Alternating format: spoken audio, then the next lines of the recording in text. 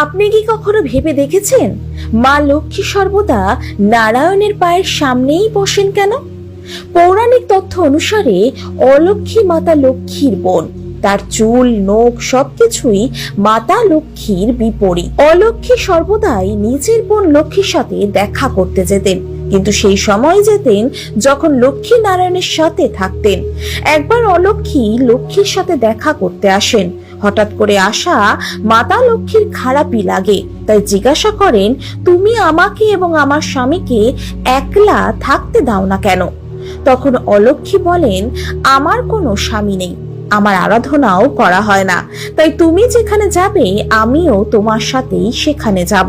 এটা শুনে মাতা লক্ষ্মী প্রচন্ড রেগে যায় এবং অলক্ষ্মীকে অভিশাপ দেয়, মৃত্যুর দেবতা তোমার স্বামী হবে, আর যেখানে নোংরা, অলসতা, লোভ হবে সেখানেই তোমার বাস হবে।